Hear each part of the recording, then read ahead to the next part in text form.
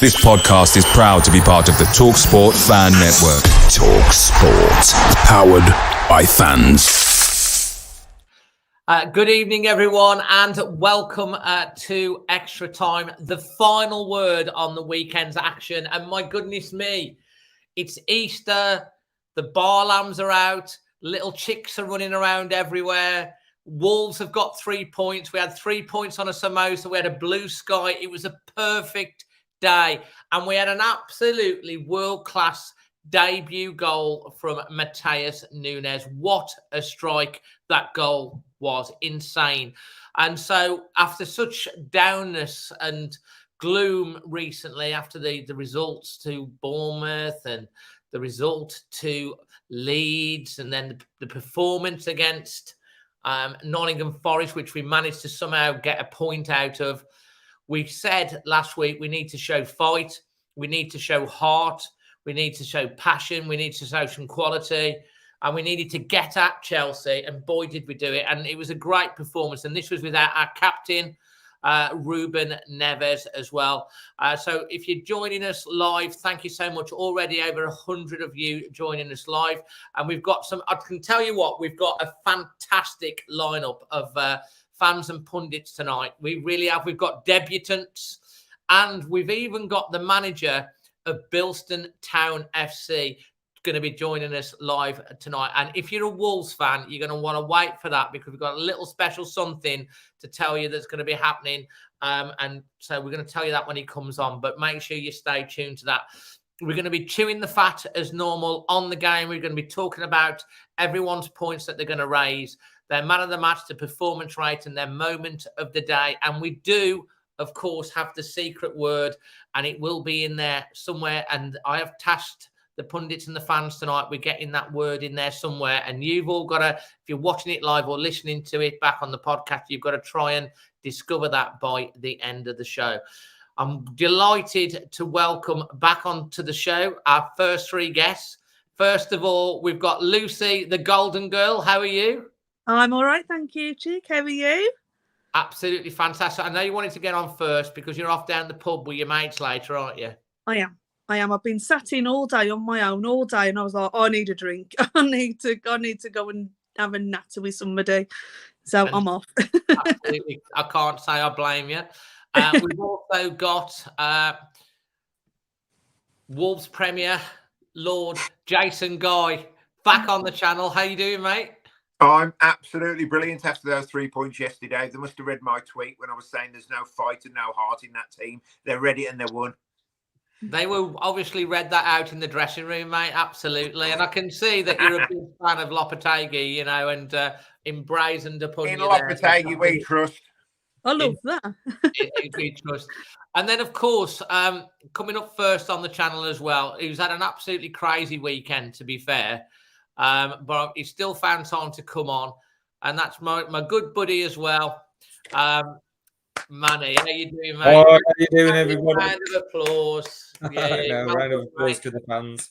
Absolutely, because yesterday we had Samosa Saturday. Oh, it was, mate, you booked the weather. You had the team. Can you believe the weather? You know, we always think, like, what if it's a thunderstorm or something? You know, we've cooked all these samosas. We'll just, like, sit on a grass verge somewhere in the evening just gobbling samosas because nobody's turned up. But, you know, the weather was fantastic, wasn't it? The sun shone. And it was just the perfect day from start to finish. It was just unreal. If you could have wrote a script for yesterday, you couldn't have wrote it any better, could you, really? I mean, you sold out again. 3,200 samosas. Yeah, we always sell out. But, you know, the thing is, it's like, this was probably one of the first games we've had on a Samosa Saturday, which was like, it was really crucial, wasn't it? I mean, we're struggling. We needed a result. And all previous Samosa Saturdays have been on games that probably haven't been that high key, and so there's a bit of nervousness about obviously with the fans, and the day just started brilliantly and got better and better, didn't it? And we had a brilliant time. Everybody did. Mate, it was absolutely Well done, brilliant. Manny. And I just want to say before we get started, I do want to say thanks to Wolf Life for powering extra time. There's a link in the description below. You can get on that, get all your mortgage quotes, insurances and stuff, local Wolverhampton company. So we're really grateful for helping them power the show. Manny, before we get started, before we get stuck into things, I think we do need to talk about, because it is it's a week-long exercise. I mean, your dad was there. He looks as young as you, man. He's forever youthful. People who don't know, my dad actually came up to me and goes, "Man, I didn't know you had a brother." And someone said, "A younger brother." Oh, you cheeky. My dad, you know, Brilliant. In India, he was like, when lockdown came, he was trapped in India in lockdown. It took us ages to bring him back, you know. And, you know, the problems I had there. And then he has a stroke 2 years ago. About 2 months ago, he had a pacemaker fitted. And he was the first person up every single day this week. He was like cracking the whip. He was totally in charge. You know, on the Saturday, he wears this like royal blue turban.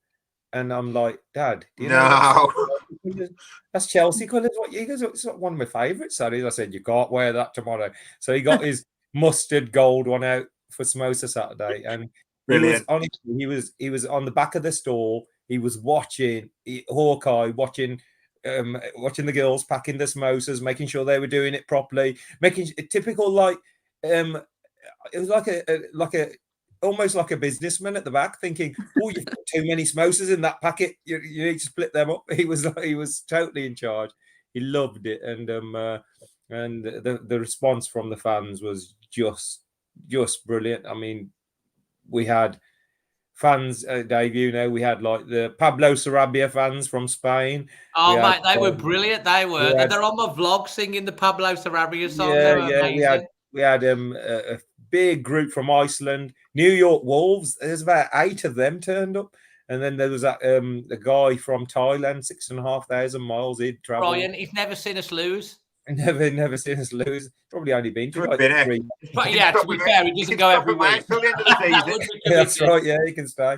But you know, it just shows you, like, you know, it's worldwide Wolves, isn't it? It really is quite international, and yeah, it was great to see them all turn up. I even had, but someone even made me a walking pole out of wood and carved it and said, "This is a stick I've made for you for your next walk." I said, "What next walk?" No.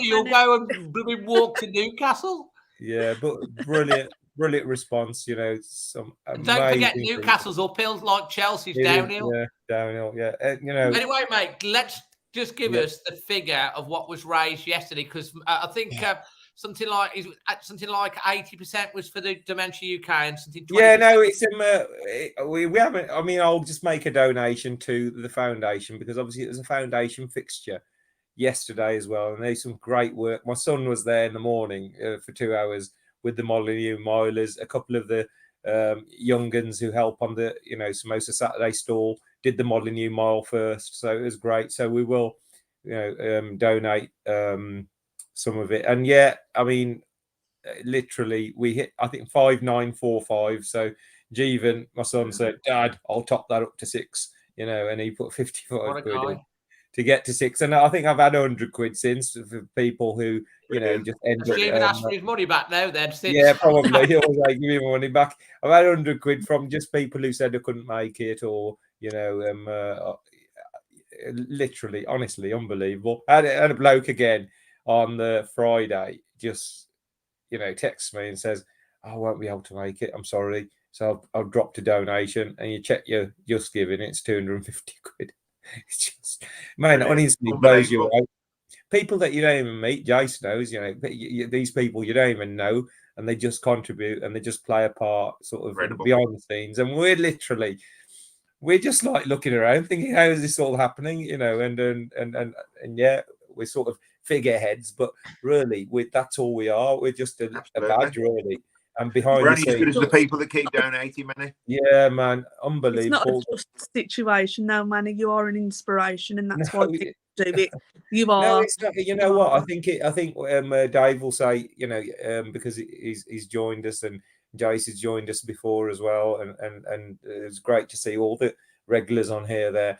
It is like literally like I called it Fan Zone 2.0. It was like because it is a community, or everybody plays a part. People in wheelchairs, people who are disabled, people who are, you know, we had a homeless girl who came up to us, so we just gave her a Samosa t-shirt and nice. and gave her some samosa, you know, and so it like basically brings a lot of people from a lot of different walks of life, and I think you know, brilliant. Thank you very much again. Thank you everybody, all the Wolves fans, all the volunteers, and thank you for contributing. Well done, Manny, because like it's a long thing. It's a long thing. We're going to come back onto your next thing in a little bit before we go, because I know you're still trying to hopefully make the marathon, and you've got to think you've had a little bit of trouble. We'll come back into that in a bit, but £6,000, mate, absolutely fantastic. And as I say, it's always a pleasure to come and support in the little way that we do. And I know we've got Kate that's coming on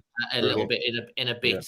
That my partner in crime on Samosa Saturday, she's coming on in a bit as well in the next section. Lucy, let's go on to you, because you've got the golden girl, you've got your golden smile on today. How are you feeling today after all of that? I'm still beaming. So proud of them boys that was on that pitch yesterday. Everything seemed to go against us before the game. Everybody was thinking, well, are we going to play the same as, that we regularly do? They just pulled it out the bag. Absolutely pulled it out the bag. And what a day for it. It was just beautiful. The fans were as loud can be. It was just great. Absolutely great. The atmosphere was fantastic yesterday. I really enjoyed it. I've got a big question to ask you now. It's an important one. Oh. Right. Where in the stadium do you sit at Molineux? J3, Steve Bull. Upper. Steve Bull. Talk me through that Mateus Nunes goal and the reaction. Oh, Dave. Where do I start? Do you want to see that? Do you want to see that goal? Have you got for the 94th time goal? I'll try and put it on the thing. This is my angle, if I can find it. I mean, it is an amazing goal. I watched it so many times, I could just carry on watching. It was fantastic. Here we go.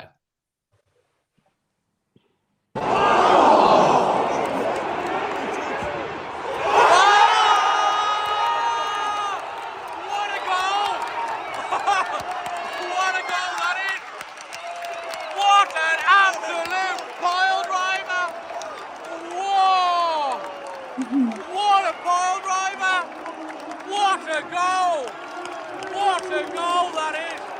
Absolute bullet! One of the goals of the season! That's an incredible strike from it's Mateus Nunes. Oh my God! What a goal! What an absolute strike! Hell. Dave, even the North Bank got out their seats. It must have been a good. Dave, did you enjoy it? Because listening to you sounded quite reserved, didn't you, mate? I think this is what I'm saying. I'm really interested to see the reaction, because I remember that Neves goal against Derby. Okay, it's probably not quite on that level, but it was like you saw the people around. I mean, you saw Kuna going like this on the absolute pitch. This is what I'd sort of like to see people's reaction to that game, because it was one of those wow moments. Lucy, you like that? Yeah, absolutely. Because where we are, we're just off, like in line to where it actually was, and we weren't expecting it to actually go into the goal. So when he hit it, and he hit it that hard, we honestly expected it to go straight past the goal. When we saw the net move, I thought the net was going to burst, to be honest. But it was just incredible, and everyone was just like, how's it gone in? How's he hit it that hard for a start? For somebody that hasn't, really done a fat lot. He's missed a lot easier chances, and that's like a worldie. I mean, it was just beautiful goal, fantastic situation to put himself in, and it was just immense. It was just immense. It really, really was. Really, really proud of him. Absolutely. And Jason, from your perspective, when that goal was, I mean, how was it like for you? I mean, it kind of was like we saw the chance had gone, didn't you? Because obviously, you thought it was going to drop. What was it on Costa's head to header, and then it got flicked over, and he thought the chance had gone, and then the next thing you know, bang, back of the net, top bin. I think Nunes anticipated it really well, and that's a really hard skill to hit it at that angle. The speed it was coming across as well, to control it and keep it low. It's so easy to balloon them over the bar. But, you know, he kept it, he kept it low. He kept it under the crossbar, which was the main thing. Listen, Dave, going into yesterday's game, I was really, really concerned. And, I was quite upset on the channel last week, and I was quite down, and that's not usually me, but I was really worried with these 9 games to go. Mate, and we were all feeling it. We were all feeling it. And I keep bleating on that these games are must win, and I'm still seeing on social media, oh, do you know what? I'll take a draw today. No, if we'd have drawn yesterday, we'd have been in 16th position today, 2 points above the relegation zone. Draws aren't good enough. It's as simple as that, right? We needed 3 points. We needed a must win. The worrying thing was going into the Chelsea game, obviously Lampard's now took over. How he gets these jobs, I don't know. But Lampard's took over. So there could be a bit of a bounce where they get a 1-0 or a 2-0. And, you know, obviously we was expecting probably a little bit more out of Chelsea. But the performance levels yesterday were... I got into a few debates yesterday on Twitter because I was questioning the heart of the team. And you know what? I'm well within my rights to do that as a season ticket holder. I'm well within my rights to have an opinion. And I do think that there is, you know, should we be in this position in the league with the players that we've got at our disposal? Probably not, but we are. So you have got to question the fight. It is worrying with this amount of games to go. This is why I keep saying must win, must win, must win. He said it's 9 games, 8 games, 7 games. Yesterday, now we're in 13th position, right? We're almost mid-table. It's ridiculous. Yes, I know it's a bit of a smokescreen at the minute because we're still in it, but look how the landscape has changed with that 3 points. But above that, that Nunes goal was a goal worthy of winning any game, which is fantastic. Yeah. But the performance levels across the pitch, there's not one player out there, Dave, you could have said, you know what, he didn't really. And I'm sure there's a few people going to say this. Did we miss Neves? Did we? Which is a good thing. You know, he's been the backbone of our team. We talked about it, didn't we, Jason? We said it's going to go one or two ways. People are going to step up, and you know, and people have stepped up, and I believe that you know, we are heavily reliant as a fan base, as a club, as players on Ruben Neves, and we demonstrated yesterday. Not that we don't need him by any stretch, and I'm not saying that at all, right? What I'm saying is we demonstrated that, you know, there is life after Ruben Neves. If he's out for a couple of games, look, we beat Chelsea at home. Gomez was unbelievable. Joe Gomez. Well, Totti Gomez as well. Joe Gomez, unbelievable. All across the park, winning the ball, tracking back, interceptions as well. His interceptions, Dave, were exemplary. But all across the pitch. Yesterday as well, Craig Dawson, one of his best performances for me in a Wall shirt. Listen, you can't knock the lad. He's brilliant every game.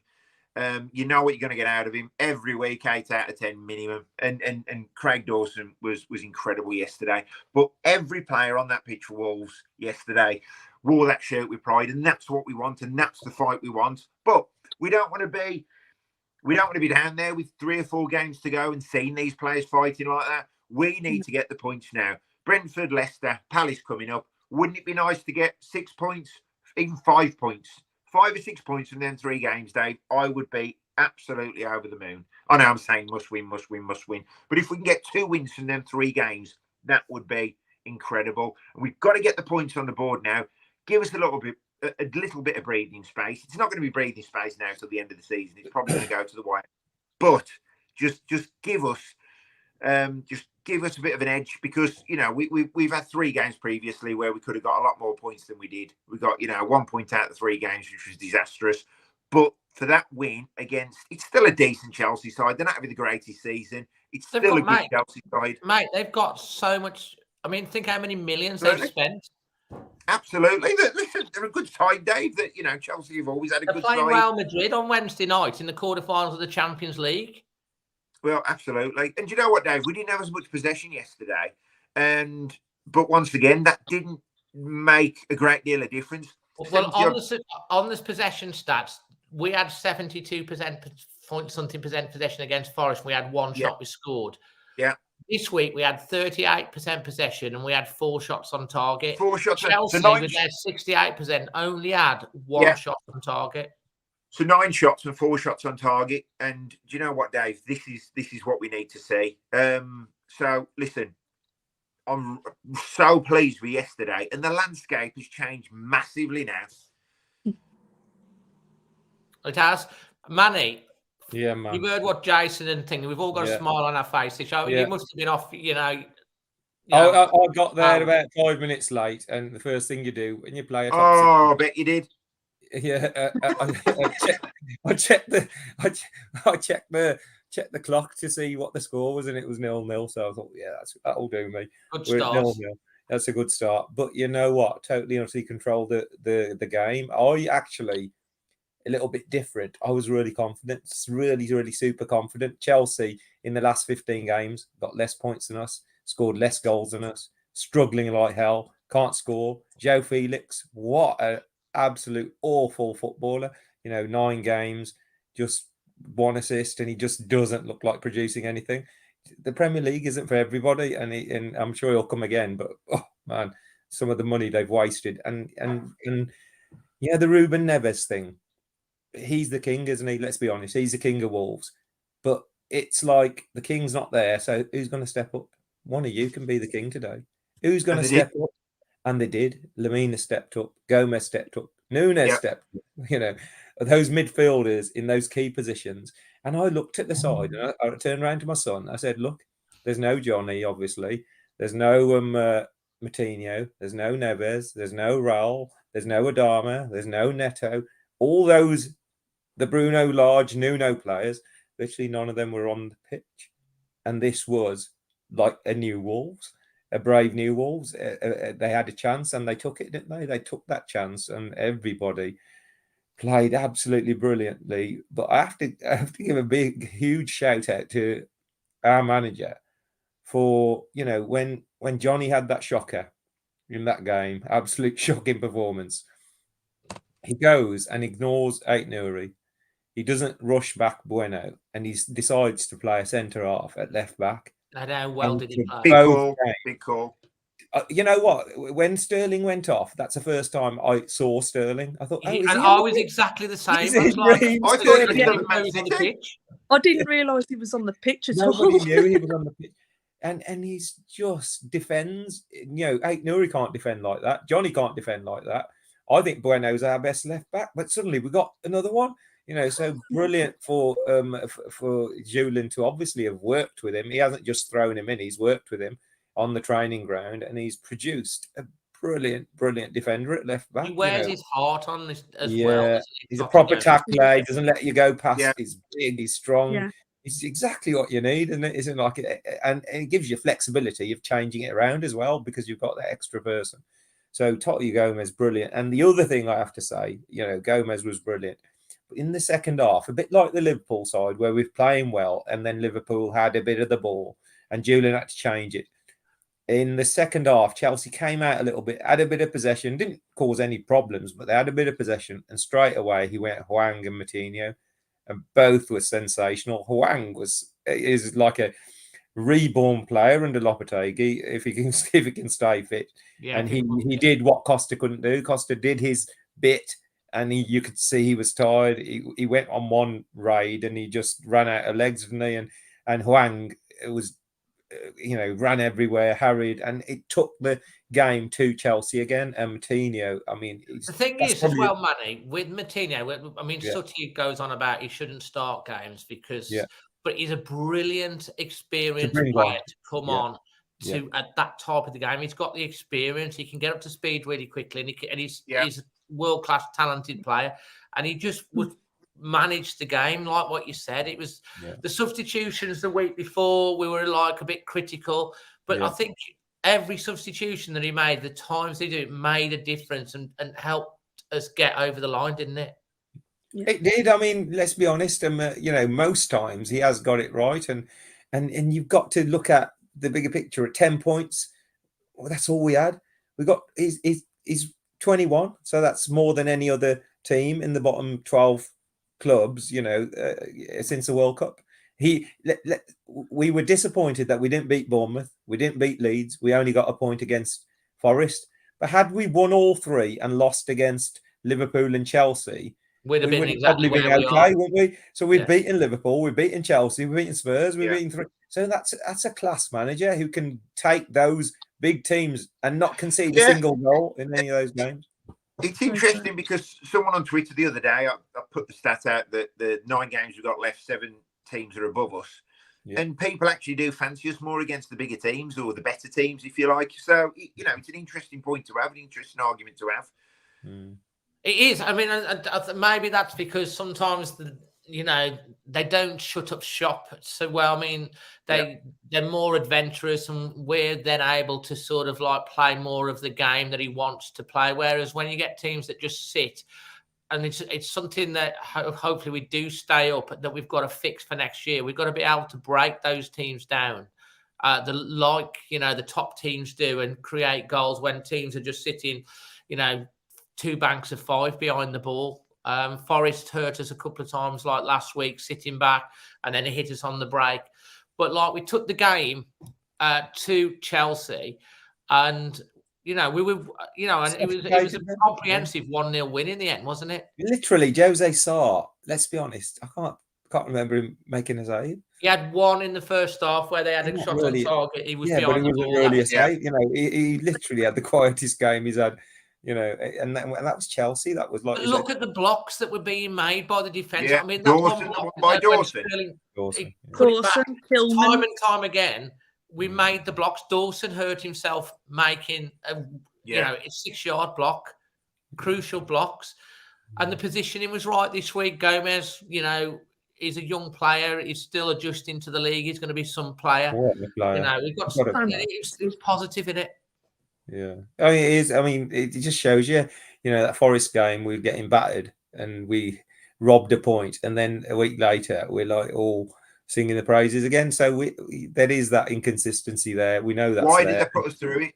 Yeah, they put it. But I think that's him. He's a new manager. He's just come in, and overall we've got the points, and that's why we've moved away from the bottom of the table. I reckon 2 wins and a draw should get us to 38, which should be enough. We've got more than enough. We've got question I want to ask first of all to Jason, then Manny, then Lucy, and then we'll get on to your moments of the day and to performance rating and man of the match. Would you change the team for next week, or would you keep the same side? No, I would keep the same side, because there's not one person who started that game who is, deserves losing the shirt for the next game, especially 100%, because I just think, like I said, across the field, there's not one player I could pick out that wasn't up to speed. And listen, every other game apart from the Liverpool one and a couple of other times, there's always a player, there's always a bit of a weak link. There's always a player who we come on here and go, we have a moan and there's not one player yesterday that we could grumble about. And that's nice to be able to come on here and say that. It's nice to be able to come on here and be positive, especially after results. So performance-wise, listen, even if Neves was able to play, I'd stick with that team. Yeah. Mane? Julian Lopetegui sticking with the same team 2 matches in a row. No, impossible. But I think impossible. He manages players, he does, and it's even like Gomez. He surprises you. Player as well. I thought Raul played a couple of games well, and then he was on the bench. I thought Cunha played well, and then he was on the bench, and then and he's done that a lot of times, and we don't want that really at home. I think we can stick with the same side. The only thing he might change is up top, maybe double with, because we have got so many options there. So as long as the midfield are the same and the defense are the same, then maybe he can maybe change Costa or Pedence or Rabia, Hwang. There's players there that could come in and do well, and then the players who are left out could come in and do the second half role and just switch them around. So I don't think that will be a problem if he does that in the forward areas. But he has to keep that midfield, that Lamina Gomez partnership. That was unbelievable. That partnership is For me, You know. for me as well, Manny, or for everyone, that probably is going to be our midfield for the future. So it's important that they get as much game time as possible now towards the end of the season, and underpinned by the fact that we've got a great win against Chelsea yesterday, and they all performed. Yeah. Absolutely. And to you, Lucy, would you change it? Would you stick? No, I'd stick. I'd stick with the same team. I thought they all played absolutely fantastic yesterday. As the boys have said, there wasn't one that stood out to me. I thought, they look a bit tired, or take them off because they're not really passing well or anything. They did brilliant. Even Costa, who usually stands in the middle of the field He like seems to have a lot of energy for the ball to hit him off the side. He ran his socks off yesterday. Yeah. And He if was people knackered by the end, and he wrong was. with him, Yeah, he was cream crackered by the end. Yeah. He ran and ran, and he was great. And I haven't seen him run with the ball all season, so that was quite a shocker. But no, I'd definitely keep the same team. Definitely. When he had that left-footed shot as well, it was almost in slow motion. We knew that how he was going to. We knew it was onto his left foot. We knew the keeper was coming out. You think if he puts that under the keeper, is he going to celebrate against Chelsea? Of course he is. But I was just praying. He was celebrating the. He was celebrating the Nunes goal. Absolutely. Yeah. We was talking about that the way of the game with Emma and stuff. We were saying, I hope he does celebrate. Right, Lucy, we're going to go on to your highlight or moment of the day. It could be anything from the day. Your performance rating and your man of the match. And don't just leave me standing here like a lamppost or anything like that. Make sure that you nail your colours to the mast. Right, okay. So, moment of the day, apart from seeing you, Dave, of course, has got to be the disability team at half time. They were fantastic. And for the crowd to I'm getting a bit emotional thinking about it. The way the crowd got behind them, all the Chelsea fans, cheering them on, and it was just wonderful, absolutely wonderful. It was lovely when that lad got the winner just before the end, and he was jumping up in the air and celebrating. It was wonderful, wasn't it? Oh, we were jumping up and down in the Steve Ball with him. It was great, absolutely great. Really, really thoroughly enjoyed that, and they need to do that more because it's lovely to see the kids with such big personalities on the pitch. It's just lovely. Really enjoyed it. Fantastic. Your performance rating, Lucy? 9. A 9, like a nice bit. And you're the first nomination for extra time this week. Your man of the match, and why? So difficult this week because they all, as I've already said, they all played fantastic. But Joe Gomez for me.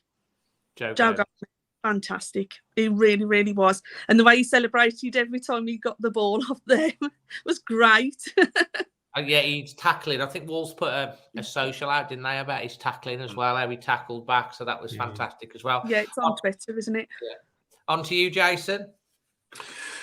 So, man of the match for me, I can't disagree with Lucy. Joe Gomez, I thought he was, impeccable. All over the pitch. Didn't really put a foot wrong. Intercepted well. His tackling was incredible. Passing, movement, a lot. He had it all yesterday, and he deserved the opportunity. And when he got the opportunity, he took it with both hands, grasped it. So, Gomez. Rating, I was going to go for a 9, but I'm going for an 8.5. I don't know why, but the great performance. But it's either an 8.5 or a 9, so I'm saying 8.5. And the moment, I've got to agree with Lucy as well, the foundation game. I've got a disabled daughter, and you just dream of moments like that for them. And you can see the joy in their faces. You can see how they was enjoying it. You can see how, to some of them, it's going to be, a day that they'll never, ever, ever forget. And on top of that as well, because it was the foundation game and Samosa Saturday, just think all round, 3 points. Lucy's down the pub. You've made it go all emotional. You've made it go all emotional now, look. Is it the mention of samosas? But all round, 3 points, sunny day. And you know what? Wasn't it the atmosphere in the stadium that Lucy mentioned as well? We 4 shots on goal. We're playing well. the atmosphere comes back, and we social. What do the Wolves fans need to do? Was having this chat 3 or 4 games ago, and we all agreed that they've just got to play some more attacking football. So yeah, 8.5 out of 10. The foundation game in Samosa Saturday, and Joe Gomez is man of the match. Fantastic. And Brilliant, finally, man. over to you, Manny. Oh man, the player of the match. I'm going to go for Gomez, but I'll say the other one, Totti Gomez. Gomez, yeah, good shout. Just out of the blue, and playing in an alien position, and just marking, seasoned international players out the game. So brilliant to see, brilliant. And he never really has a bad game, to be fair. Never ever has a bad game. So give it to Totti Gomez. Performance at this stage of the season, you don't care about performance because it's all about results. You just want to get over the line. But for them to then put in a performance as well. So I'll give them 9 because it's extra special, laced with one of the best goals. And actually, I was thinking, if you think of the 2 goals, Neves and Nunes, I think Nunes is better. I think it's better than Neves is. I think Neves is more iconic in our eyes because we were, on a crest of a wave. We were top of the league. We were doing really well, and it was in front of the South Bank, and he was our wonder kid, and we had all the songs. Nunes hasn't obviously reached that level, but the actual technical ability to strike that ball from an angle. Manny, if you're that confident with that statement, put it on Twitter. Yeah, I'll put it. I'll say what. Honestly, I'll put it on. I'll put it on. You know what? I think technically, Ruben Neves is more iconic, but technically, Nunes's goal was, man, it wasn't. How lucky are we as Wolves fans to see these type of goals down at the Molineux? It's just incredible. We've seen some, we have seen, in the Fossen days, we have seen some great goals. Yeah, I've seen a lot this year, so I think that one's worth 10. Well, yeah, probably is. Moment of the day. I mean, apart from that goal, and obviously apart from Samosa Saturday, and just millions of moments in Samosa Saturday, millions and millions of moments, little things. You have to go back to that foundation game, and not just our team, that Chelsea lad, the one who had one leg and was on a crutch. Yeah, and he did a Cruyff. He was skillful. He did a Cruyff turn with one bloody leg. Incredible. And you know what?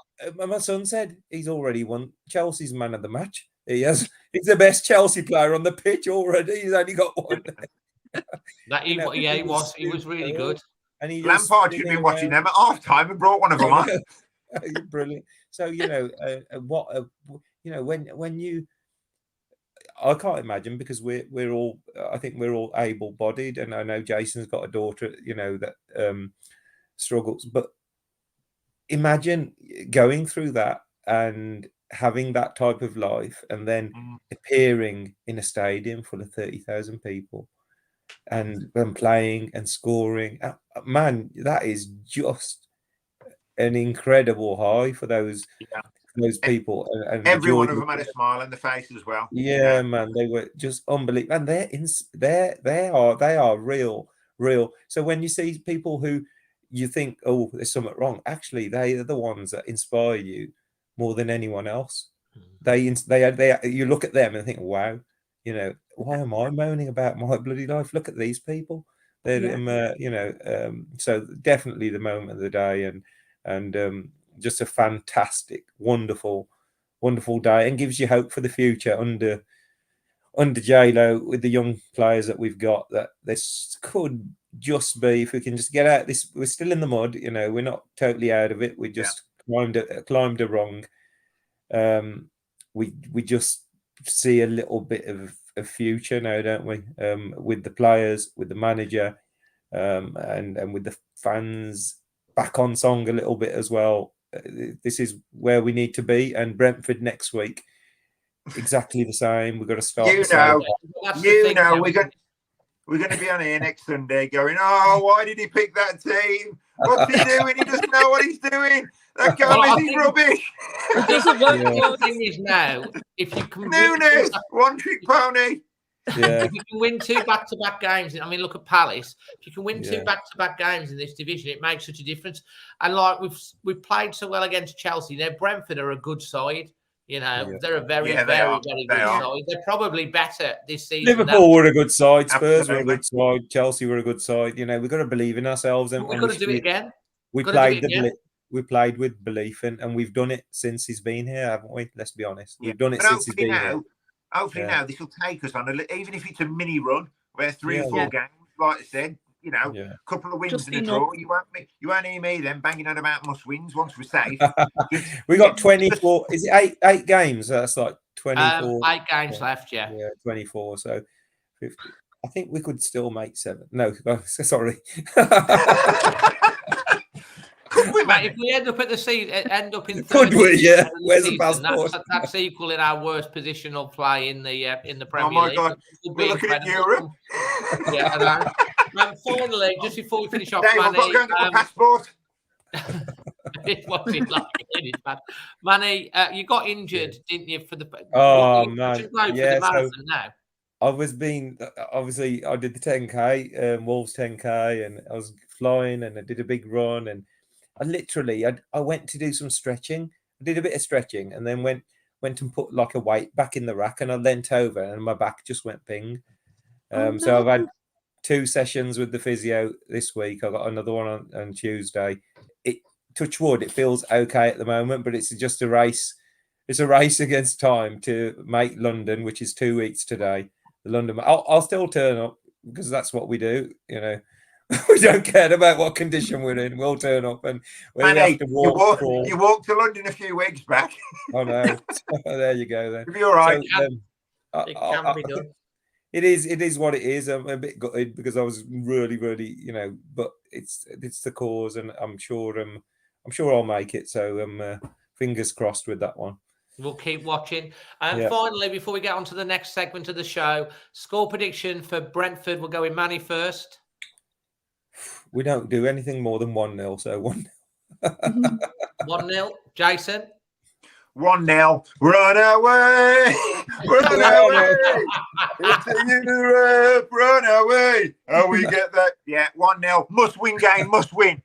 Love it. I love it. And Lucy, finally, last word to you on this part of the show. I'm going to say 2-0. 2-0. Who too? Oh man, Us? nosebleed time. Eh? Look how happy we did Jason against is tonight. Liverpool. I know. Look how happy I am. Why- Yeah. Why not? Yeah, Why not? brilliant. Guys, I'm thank enjoying you it, ever Dave. so I'm much. enjoying it. We got I to love enjoy it. it, mate. You got to enjoy it. Enjoy the moments because it was a fantastic. Enjoy the highs. day. Yeah. Yeah. Whilst they come. That's it. Yeah. Keep and many more before between. We want to go to Arsenal last day of the season and just enjoy the day out and not be stressing. You know, with Firmino scoring tonight, it's made it close again. They might have to do something on that day, so we need to get the job done before Arsenal. Anyway, guys, thank you for giving us your time. Thanks for everyone that's tuning in. We've got over 200 been watching live. Obviously, there'll be thousands more watching it back afterwards and on the podcast. Really appreciate your contributions, guys. Thanks for giving up your time to come on tonight. Thank you. No Thanks, problem. Dave. Thanks, everybody. Cheers. Cheers, Always guys. Wolves. So that's Jason, Lucy, and Manny giving their contributions to the show again tonight. And we've got next up, we have where is it? We have Kashmir. Oh no, Manny's back. Sorry about that, Manny. We have Kashmir. Hello, Kashmir. Evening, Dave. How are you? Fantastic. Thank you for joining us. You're on the Wolves EDI group and was at the game yesterday. And you want to talk about a little bit of something that happened that wasn't so pleasant yesterday. We'll get into. We've got the lovely Kate, my Samosa Saturday. Hi, Kate, making your debut. Oh, thank you, Dave. Thanks for having me on. Absolutely welcome.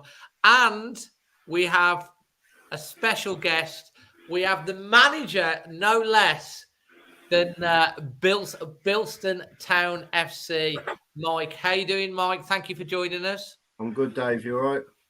Yeah, man. I'm guessing your boys have been in training today.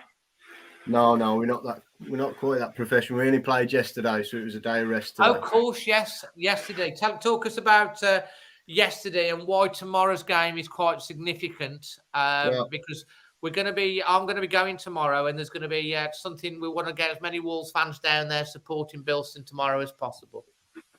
But yeah, yesterday we played against a team that's just below us in the tables. We're currently in the playoff positions, and we held the lead twice and conceded twice right at the end of each half, which was quite soul destroying. It was one of them where I'm sure you've experienced it at the Wolves enough times, where the ref had said that he was adding 4 and they scored in the 6th minute of injury time right at the very end. So. But I mean, it's not all bad. We didn't concede anything to them, so it's a bit of a stalemate. So tomorrow is just massively important for us. And tomorrow is your last home match. At Bilston. What's the name of the ground, by the way? Queen Street. Queen Street. And you're known as the Steelmen, aren't you? What's the history behind that? Well, basically, it's an old steel town, and the club was actually founded in 1894, which is nearly as old as the Wolves. I think it's slightly before when the Wolves were founded. So yeah, it's a really old traditional ground that's barely changed, to be honest with you, and it's just a unique place. So hopefully you'll see that and you'll enjoy it tomorrow. Now, the reason that Mike's on here is because for those of you that watch the channel regularly, earlier on in the season, my dad, Magic Moss, was a bit upset with a Wolves performance, and he was had a little bit of a rant because he was really upset outside of the North Bank, and he basically went on this rant saying we couldn't even beat Bilston. He was talking about Bilston a lot and not being able to beat them, and that video went a little bit viral. And Bilston and Mike got onto that, had a bit of a chuckle, and they invited us down to come to Bilston, and obviously we said we would. And this Monday, I mean the last break, the international break, you were away, so we didn't come for that one. But Bank Holiday Monday, I saw Darren yesterday.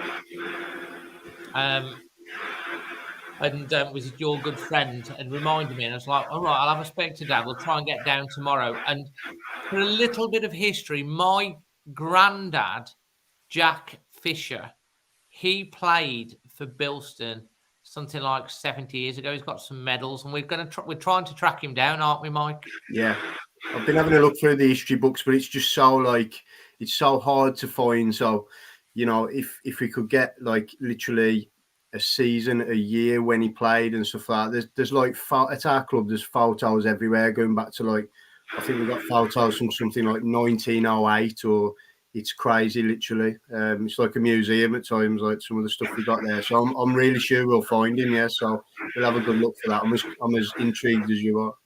No, absolutely. And before we get on to talking to Cash and Kate, tomorrow, as I say, myself and a few of us are going to go down to Bilston and do a little bit of a vlog on it. Going to get to meet Mike in person, do a bit behind the scenes and stuff like that. Looking forward to seeing the Bilston kits on the pitch and stuff like that. But I want to basically encourage anyone that can get down to go and support Bilston. They're 1894. They've been going 1877 is Wolves.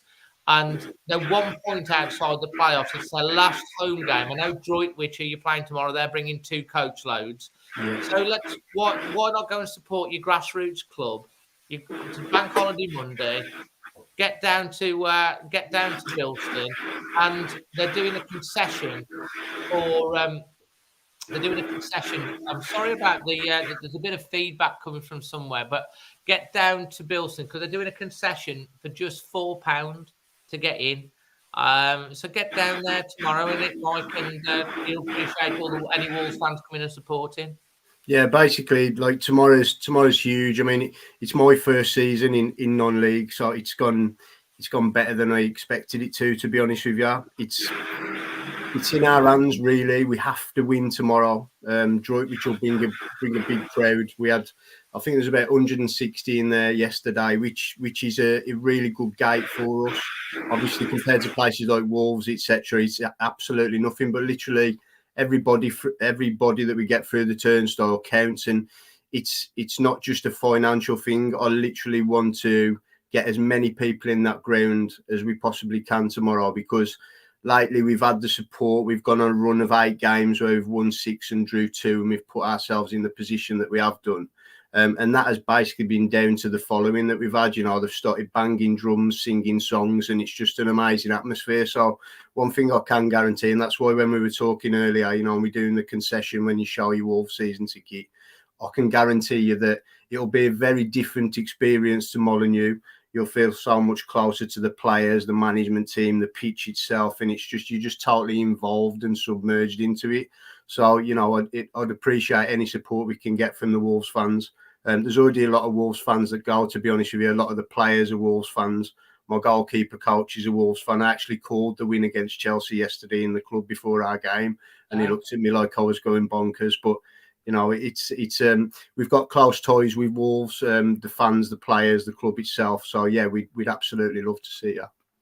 Fantastic. And we're going to come back to you in a little bit, Mike, just to get your take on Wolves for this season. But and we'll remind everyone, but we're going, get down there tomorrow if you can. Let us know in the chat if you're thinking of going. Jane Lane has actually asked what time is kick-off. It's a 3 p.m. kickoff, and the gate will be open about 1:30. You can get in from. The club's open from 1 o'clock for a point before the game. So yeah, just come down and have a good time. Fantastic. Cheers. And we'll come back and ask your opinions on Wolves in a minute, Mike, if that's okay. Kate, let's get you back on here. Hi, Kate. How, mate, brilliant spending the day with you yesterday. How are you feeling about making your debut? Fab. I mean, what a fantastic day it was yesterday, Dave. I mean, my partner in crime, aren't you? Book it. I have the samosas. Absolutely loved it. And to be honest, it was a fantastic start to what was quite an apprehensive day, I thought, going into the match. I mean, Chelsea with their new manager, 803 or 4 days since Lampard was in charge there, and he's back. 17 new players, I think Chelsea have got in their squad. And they just looked totally disconnected, didn't they? They didn't look great. And mighty Wolves, we pulled it out the bag yesterday and they all stepped up. So, yeah, fantastic. Absolutely brilliant. And Kate, I mean, from your point of view, I mean, we were talking before the game. We always have a bit of a laugh and stuff like that, chatting and stuff like that. And it was all up a bit apprehensive. But like that Nunes goal, wow, talk me through that. Well, it was a screamer, wasn't it? I mean, I sat in the South Bank yesterday, and I don't normally sit in the South Bank, but we got some friends' season tickets, and I've never known anything like it, to be honest. I mean, the place just erupted when that hit the net. It was absolutely phenomenal. What a goal to see. Absolutely brilliant. But, you've still got to give credit to that midfield, like Jason said earlier.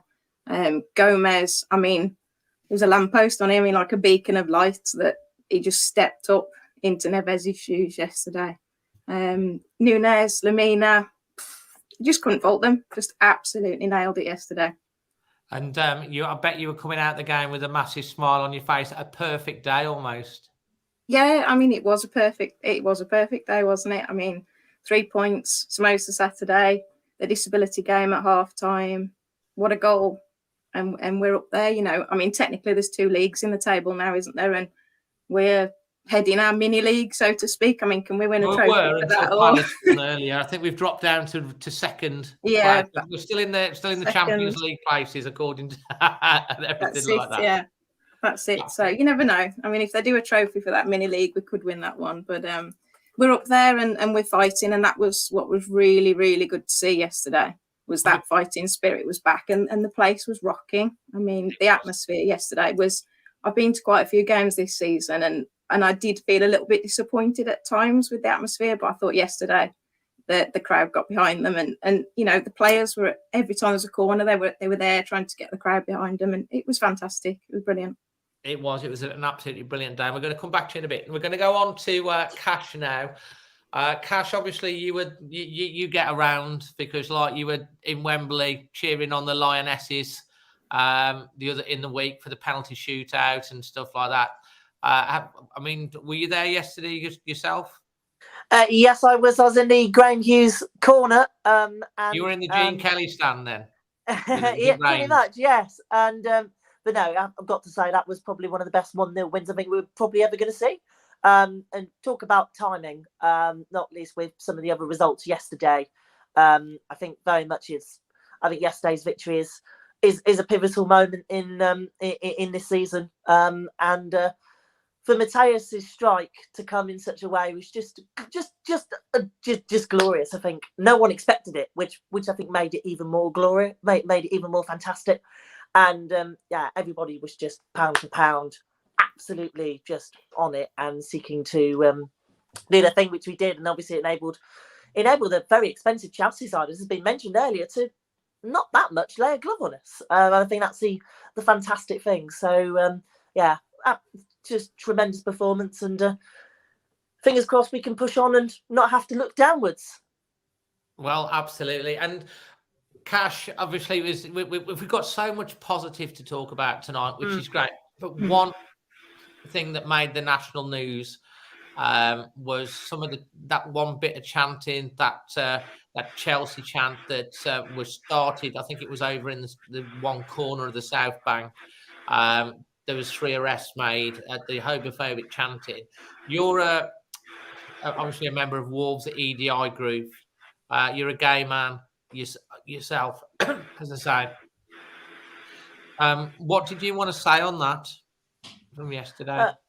Well, I'm a bi man. Sorry, man. Sorry. No, it's okay. It's okay. But I've got to be said that obviously what happened yesterday was totally unacceptable. And I think the thing that really does, well, I think people have got to be warned about here is that if you say it, you will get caught. It's obviously therefore positive that 3 people have been arrested, but it's not what we want to see at all at a game. And I think therefore there's still a lot of education to be done, and folks to understand and realise that some folks, do live differently, and such words could be very, very harmful for themselves. So it's a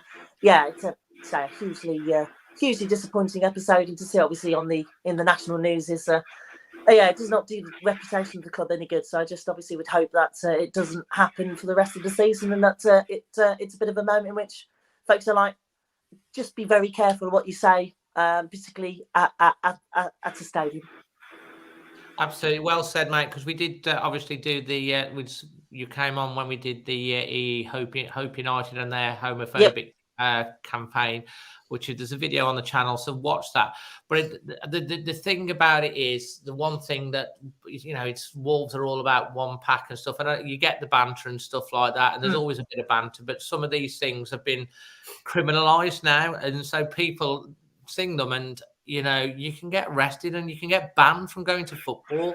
It's not worth it, is it? Yeah. No, you're absolutely spot on, and I think that's where I think if people did their research and realised actually that particular chant and the words in it is actually against the law, and that was is against the law, and that was done I think last year, if I remember seeing everything correctly on the FA's website. As we say, people can get themselves banned. Who would want to get themselves banned from a passion like Wolverhampton Wanders? That'd be my simple message in terms of, just be careful what you say, because otherwise you could lose a very big part of your weekly or bi-weekly schedule. And I don't think we want to see anybody be banned from Molineux or banned from the club. No, as it obviously would. It just stains the reputation ultimately. Well said, mate. And obviously there's 3 people there that'll be sweating on whether they do have a season ticket going forward. Kate, anything that you want to add on that before we move on to the game? No, I mean, I think everything's being said there, and it's just not acceptable. It's not acceptable at any football ground. Whether our club's done the right thing and called it out. I know they did put the announcement over the tannoy. I'm sure that song has been sung, unfortunately, at other grounds. But fair play to Wolves and those involved. Were clearly they've got a consequence now, and hopefully it's one that stamps it out for a few more people anyway. Yeah, absolutely. Mike, back on to you, mate. I mean, obviously from your Bilston manager's head on, what formation do you play, by the way? Interesting enough. And who's your star player to look out for tomorrow? Oh, that's a bit harsh. We like to play 4-3-3. Depends who we're playing against, obviously. So we like to play offensive football. A lot of the stuff in our league tends to be route one, which we struggle against, to be honest with you. But once we can get the ball down and play, the surface at Bilston is the best that it's been all season. We got absolutely killed by a heat wave at the start of the season. The pitch took a long time to recover, but we've put loads of work in. So we're starting to play some good football now, which is our style. Key players for me, it's hard for me to pick any because they've had a brilliant season. But if you come tomorrow and you see a lad called Issa Sawyers, you won't be disappointed because he's a tremendous player. He's probably playing below his level, to be honest. But he absolutely What loves it. division are you actually in, and where's that in the pyramid, mate? We're in the Midland Football League Division 1, which is step 6 of the pyramid. But literally, and this is what was most appealing to me when I took the job. If we get promotion this season or next, whenever, we actually move up a whole step. So we'll move up to the Premier Division of our league, but it's actually a whole step. So yeah, that'd be fantastic. And obviously that brings more. How far down the pyramid is that, did you say? Step 6 we are currently, and then it'll be step 5 if we get promoted. And how far short is that of like the National League and all of that? Well, you've got step 4 and step 3, and then step 2. That is then the National League, which like Leamington, etc. Interestingly, Mike, you know, before we get on to talking about your views on Wolves this season, what is the most historic achievement, would you say, that Bilston have had ever in their longest in career? And have you ever been? What's the highest league that the Bilston have ever been in? If I'm honest with you, they've been the league. The problem has been with Bilston and all other non-league clubs in our area. The leagues have changed so much. So you can go back through the history books, and like steps didn't exist, and the league we're in now didn't exist, and they keep moving it around in different catchment areas and stuff. So it's really hard to say. But they have gone really far in FA Cups and FA trophies and things like that. You know, even like when I look at it, even when I was looking for your granddad today, there was stuff there. I'm coming across programs where we've played Man United in pre-season at Queen. No, you're joking, aren't you? I swear, I'll show you. Would have beaten Manchester United.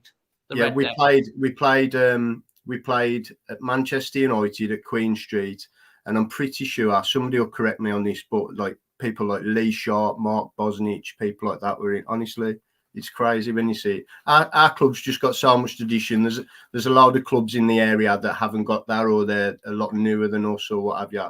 But we just go way, way back. So obviously, like I said, it's my first season, but during the pre-season, I'm going to look a lot more into it because I'm really interested in myself, you know.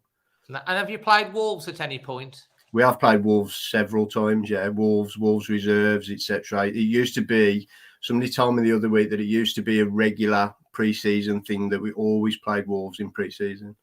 Yeah. Fantastic, absolutely. And do you have like merchandise and scarves? Yeah, we've got merchandise. Like I say, it's not like the mega stores and stuff. It's a, you know what? It's a massive culture shock. I shouldn't really mention it on here, but I'm a United season ticket holder, and you go in the mega store up there, and it's just absolutely mind blowing. And it's the same at the Wolves. Obviously, I've been in there with Darren, etc. But like our club shop's just a little room, and you can buy a scarf, a badge, a coaster, and a mug, and that's pretty much it. But it's proper oldie worldy, and it's fantastic. There ain't many clubs like ours at the minute. And you love it, mate. Yeah. That's great. I'm really excited to meet you tomorrow. We're going to try and get there as early as possible. So make sure that you are subscribed to the channel. We did a little bit on non-league. We went to Stafford Rangers the last time, and we will do a little bit of a mini vlog on our adventures to Bilston for the first time tomorrow. And it's good to be able to give you a bit of a, try and come in with a bit of support. Now, your take, as I'd say, you're a Man U fan, which is fair enough. And what's your take on Wolves this season? Because I know a lot of your friends are Wolves fans, I should say, anyway, and some of the players. Yeah, obviously, I've been a couple of times with Daz this season. To be fair, the one time I had to sit on my hands, he'll probably get like slapped for this now, but he took me because his lad was away, and we went against Man United, and it's a tough watch when you're an away fan. But at the end of the day, Wolves are my hometown, and I just enjoyed the game. To be fair, but I went against Leeds, which obviously was better for me because I was actually a Wolves fan for the day then, because I hate Leeds probably a lot more than you guys. I don't know, after the recent abuse that I've got from Leeds and stuff. I was quite chuffed they got spanked 5-1 today. There are a lot of good Leeds fans as well, but they do seem to have this chip, don't they? Yeah, but for me, like, you know, it's very, there's no difference between your level, Bilston's level, etc.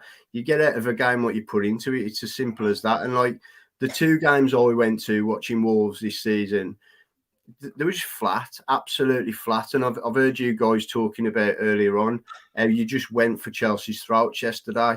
And that's always when a team's better, in my opinion. You know, 9 times out of 10, you're going to concede goals. You didn't yesterday, simple as that. But if you go for a team, you've got every chance of getting a result. And I think the 2 games I went to watch, you just didn't do that. You were flat. You were passing it across the back, and you just didn't have anything in you going forward at all. You didn't keep possession in the final third at all against Man United for me, definitely. Like, but the thing is as well that like wears off on the crowd. You guys said earlier that, you know, the atmosphere was amazing from minute 1. Well, that weren't because you got up on a different side of the bed. That's purely because the team started playing from minute 1. You didn't do it in them 2 games. I mean, as an example, I took the mick out of Daz on that day because I was literally, I think it's J9 or J8, something like that. It's not too far from Manny, to be fair. But I was there against Man United, and like what I was most surprised at is, I'll always remember it, Marcus Rashford had scored a goal. You were 1-0 down. Man United were completely vulnerable that day. Like they weren't playing well at all. Casemiro was on a yellow card, etc., etc. We just couldn't get playing at all. But it was about, I think it was about 60th minute, something like that. Rashford scored a goal. It was disallowed by VAR. And while they were making the decision, there must have been probably 100 people just get up and walk out. And I was just like, and the thing is, and it's like we say at Bilston as well, and this is why I want the support down there. The players feel that, and the players on the pitch can feel that when all the spectators are walking out and that as well. And when you look at it, really, the fans are gone.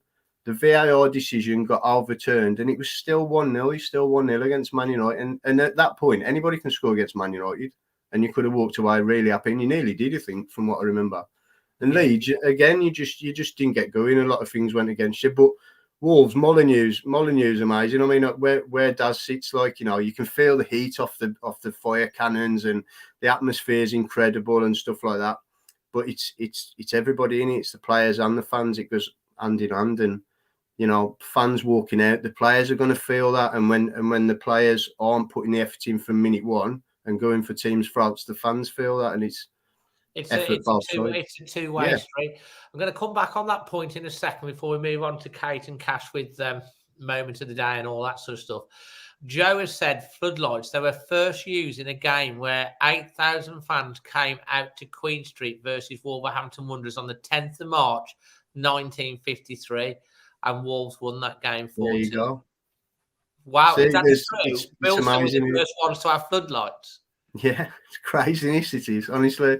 It'll blow your mind. I'll show you some stuff tomorrow. It'll blow your mind. Fantastic. Absolutely fantastic. And just on that point that you make about leaving early, last season we went to Villa Park, and my niece's fella went to the game. He got tickets. He doesn't go very often. He got tickets. He saw me and thinking, well, all right, Dave, type of thing.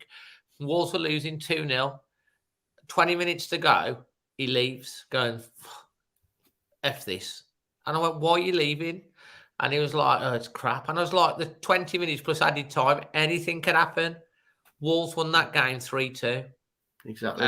They scored 3 goals in the last 10 minutes. And, you know, it's only happened 3 times ever in the Premier League before. And it was one of the best experiences ever. You know what it's like when you get a late winner or a late goal. And, you know, and as you've referenced there, it's a sucker punch mentally if you get a goal late on or if you lose one.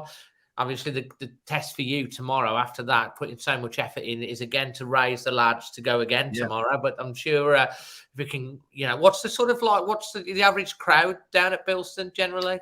Well, I mean, last season we were averaging about 60 or 70, and that was one of my objectives this season. You know, just to raise the social media, which is at Bilston Town FC, by the way. And which has done really well. You know, we put in every goal on Twitter, etc., and that now, and we've got a lot. I think we've gained something like nearly 600 followers since I started back in May, which is amazing for us, you know, for a little non-league team. But yeah, we've raised it this year. Viral video wouldn't have done any. You did it for us. It was magic. It was. But yeah, we yesterday it was 160, 170, something like that. I haven't had the official figure, but like I say, Droitwich have got a really good following, and I'm hoping to get some of the Wolves lads down there and stuff. And I'll be really pleased if we got 200, 300 tomorrow.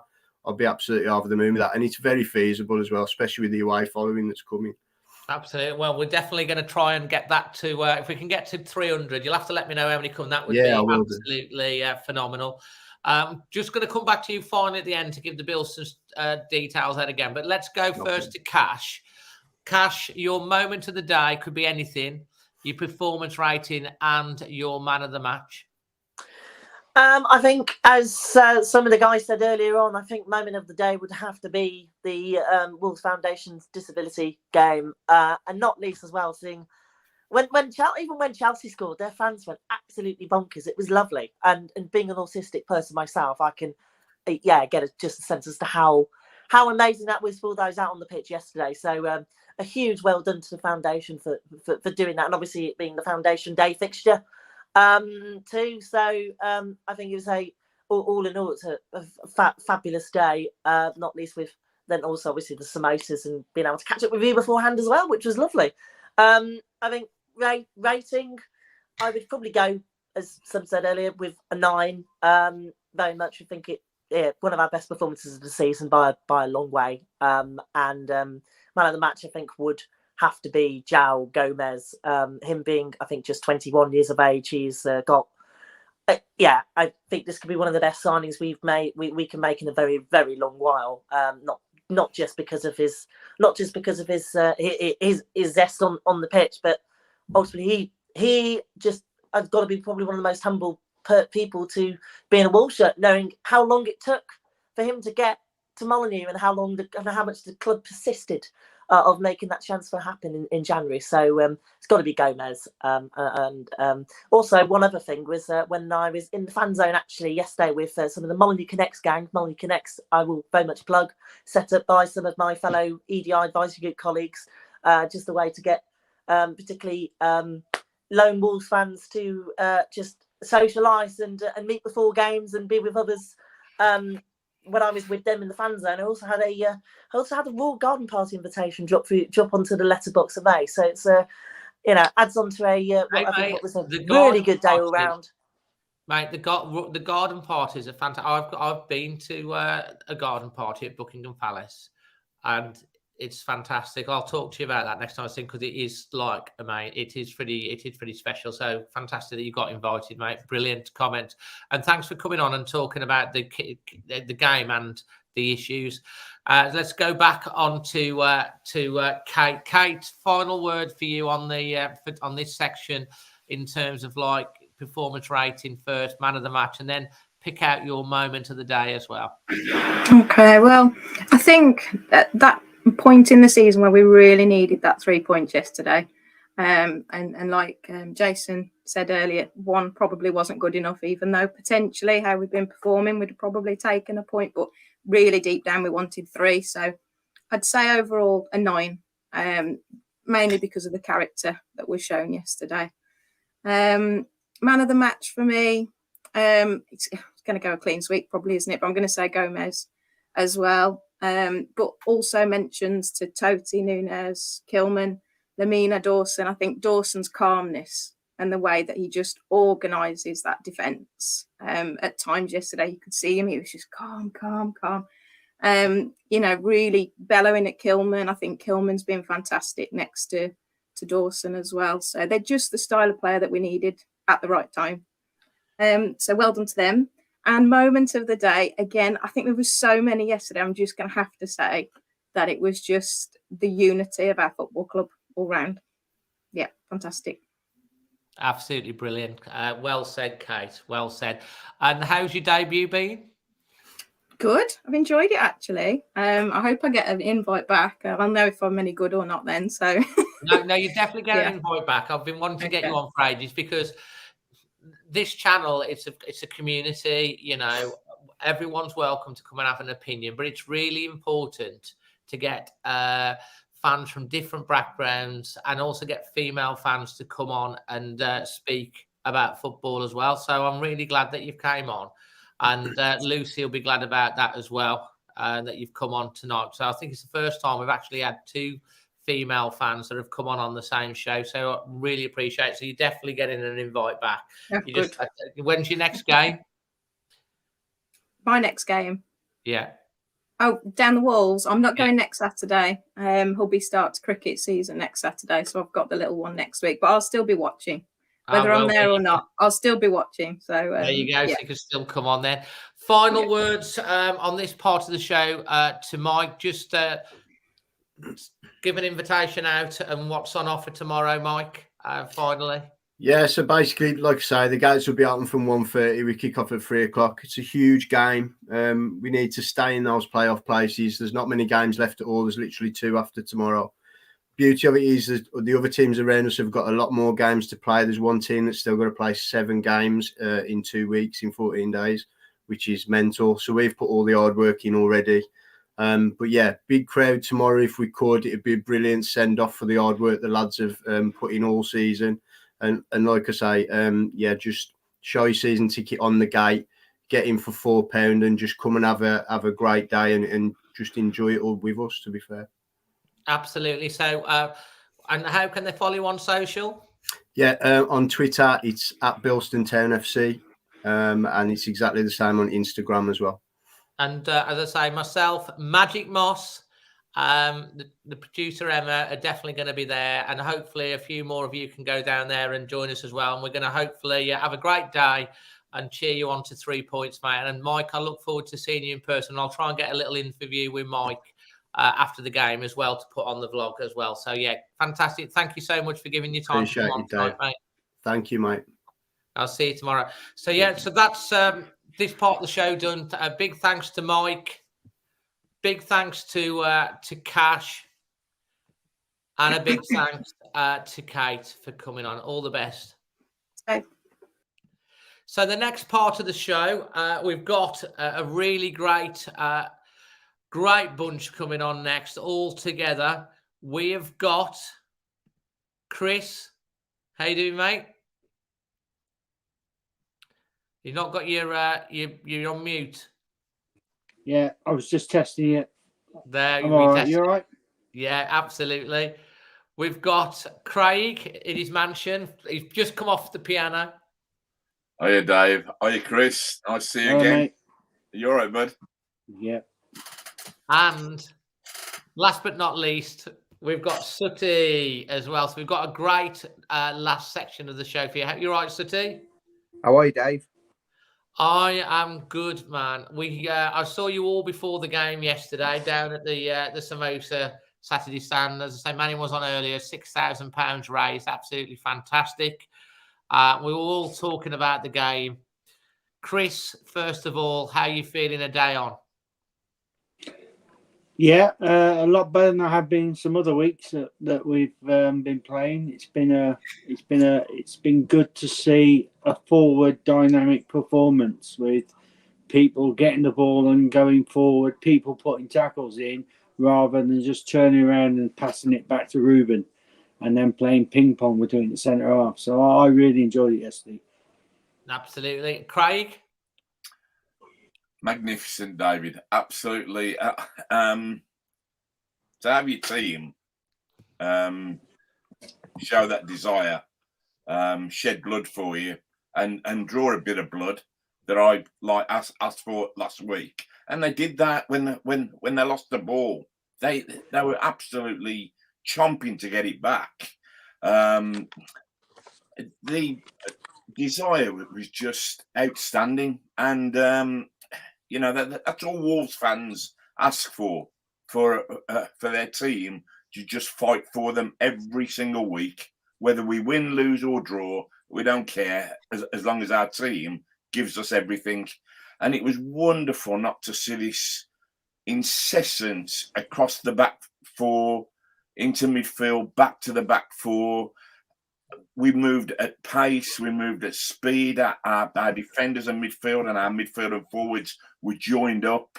Our sort of midfielders looked mobile, fit. They ran forward, they ran back.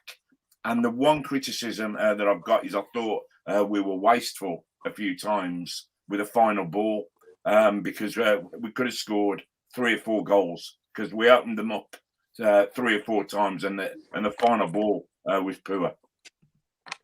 Absolutely well said, mate. I mean, you also make sure you check out one of the extra fan reactions because we had Craig, who, if he's at a game and he's got time, will come over. And I've never seen him so happy after a match. It was fantastic. It was absolutely fantastic. Sutty, mate, how are you feeling? I mean, last week we were all really like worried and down and stuff like that, and then this week, look at his. He's pumped. You got, to be honest, Sutty, you got pretty much everything you asked for, didn't you? I did, Dave. Just a quick one.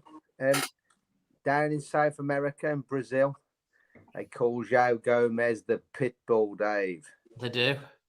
He cocked his leg up every single Chelsea lamppost yesterday, David. That man is the future of the Wolves midfield. He was absolutely intense. And I'm telling you now, Dave, if we play the same next week, I hope you don't tinker around with it too much next week. I mean, I hope he sticks because I think it'd be nice to have a settled side.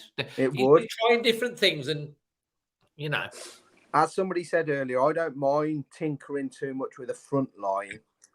It's not really, banging goals in for fun, let's be honest. I don't mind that tinkering. But your back four and your midfield really does need to be settled unless there's injuries or suspensions. Now, if we perform again next week, Dave, and we get points next week, that gives him a really nice problem, doesn't it? Because he's got the master sat on the bench, and I wouldn't change it, Dave. No, well, do you know what? It's funny you should say that because that is a conversation. We kind of like my dad. I don't know if you've watched the reactions after the game. He was kind of saying like about Neves, we were better without Neves, and it's like hard to say. But I think someone hit the nail on the head. Neves seems to do so much and try to do everything that others seem to hide in his shadow. Do, yeah. And when he's not there yesterday, that shadow, he's trying to do everything for the club. I mean, he tries so hard to try and 150% because the pressure's on him. He feels the pressure. You took him away yesterday. You either get exposed or you stand up and play. Well, you do or die, Dave, at the end of the day. If he's not there and you don't perform, that makes him look even more important to us, doesn't it? That like we cannot perform, we cannot go without him. We've got a nice problem in the midfield now from having just 3 that we could choose from. For, I don't know how Can you believe that? I know, it's crazy. We've got blooming loads now.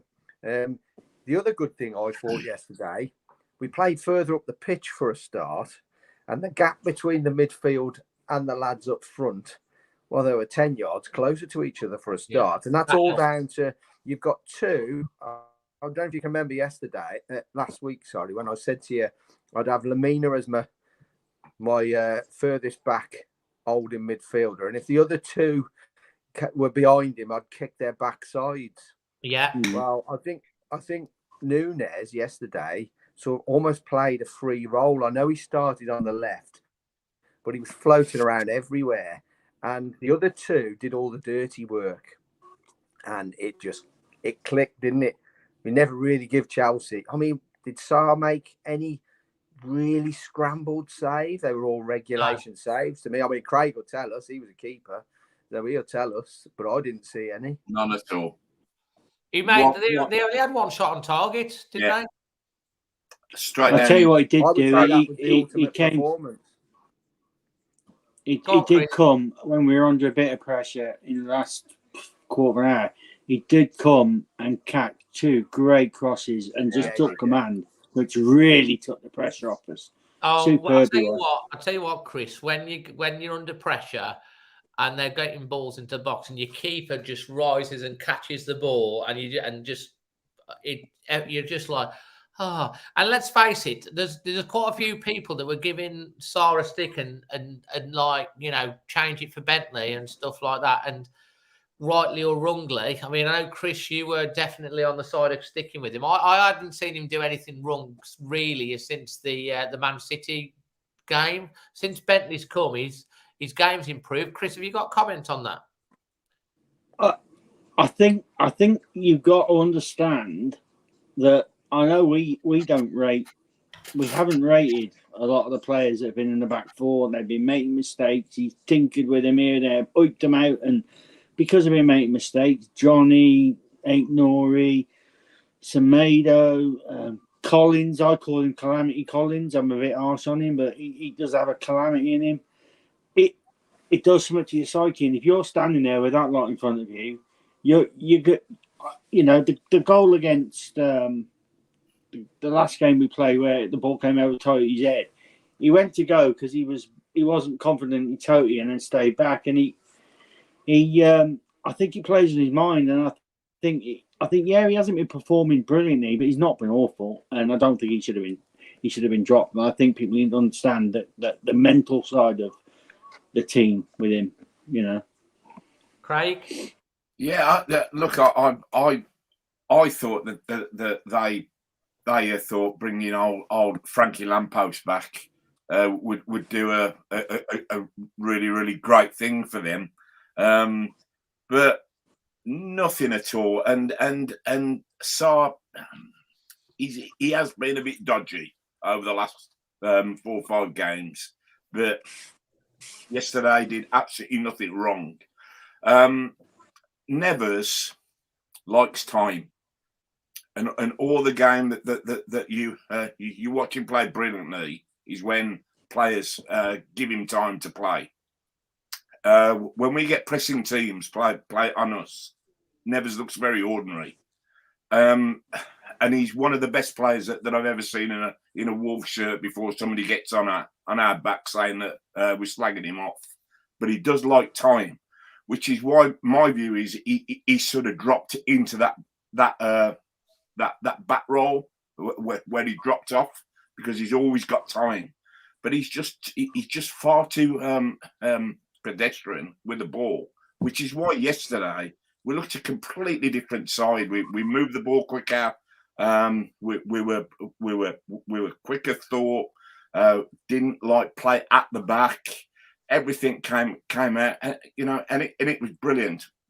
Also, though, Chelsea came onto us, and we always play better when teams come onto us. Now, unfortunately, the next 8 games, I think every single one of those teams need to come onto us, which will help us. I think so. I am really, really hopeful for 9 to 12 points out of the next. You're on about getting to 55 points at the. Yeah, I know. It was a bit tongue in cheek, Dave. I thought I pretty much knew that. Sutty, so what sort of things did you notice yesterday that you want to pick out about the game? Because I know you analysed the game quite well. Any points that you'd like to make about it? I thought Chelsea were poor, but that's no detriment to us, Dave. I think we made them poor, to be honest. I think we went at them from the off. And like we've said before, we played Liverpool, we went at them from the off. The times we've played really well this season is when we've been really offensive towards sides. We look better. We're no good at sitting in. We're just not. It's just one of those. I think next week against Brentford, they'll come and have a go at us. They're a good side, Brentford. They'll come and have a go. But I wouldn't change too much. I certainly wouldn't change that back line, because we're going to need a lot of aerial power in that back line with the likes of Tony and the other lad they've got up front. That they'll try and any sort of set pieces, they'll bombard us with crosses. They'll play no short balls, and they'll get it route one as quick as possible up to Tony. So I would keep Totti Gomez on the left. I thought he played really well again yesterday. He did. Really well, and I'd keep that as it was. I'd certainly keep that midfield 3 as long as Nunes is fit, because he limped off yesterday. That is a concern.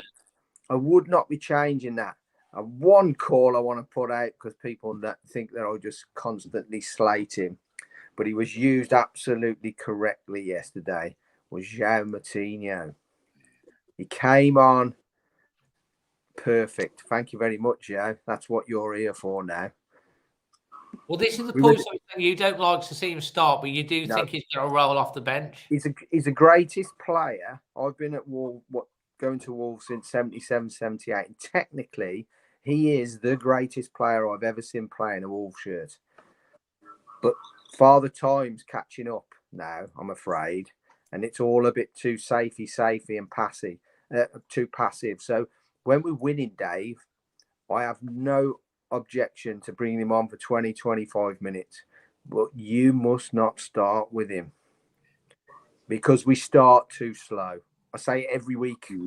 Every week it's too slow. I was thinking, like, when the team got announced, I was thinking you'd be really had a bit of smile. You'd be have a smile on your face. Dave, this is the future, Dave. This is the future. I'm pretty sure, Dave. You know, we'd all love him to see him stay, but if Neves isn't going to sign an extension to a contract, this is the summer he's got to go. Yeah, we are still going to get good money for him. We can then reinvest that, Dave. Hopefully, in a centre forward, Dave. Yeah. A goal scorer, Dave. Yeah. Can I just put a name in the mix that again I think has been a revelation over the last month or so. Wang. Yes. He looks a real unit now, doesn't he? He's quick. He's strong. He doesn't mess about. I thought he did a really, really great job yesterday when he came on. Yeah, he dragged the ball back up into Chelsea's back line. He was chasing them down. And Moutinho, the pair of them. We know Lopetegui really likes Wang. I mean, Sutty said that obviously Gomez is known as the pit bull. Well, in South Korea, Wang's known as the bull.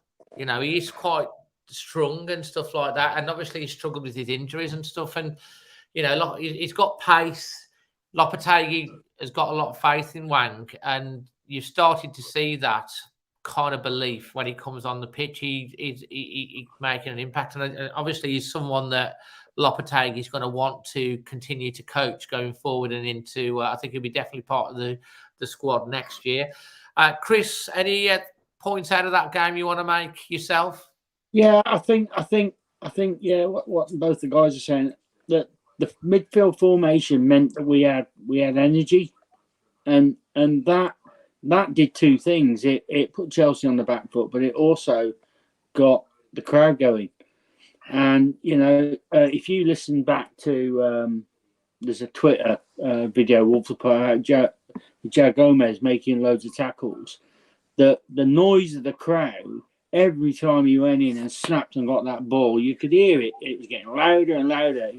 We all like a nice hard crunching tackle. He's pit bull all that, but he I think is going to be probably one of our best purchases for selling on in future years.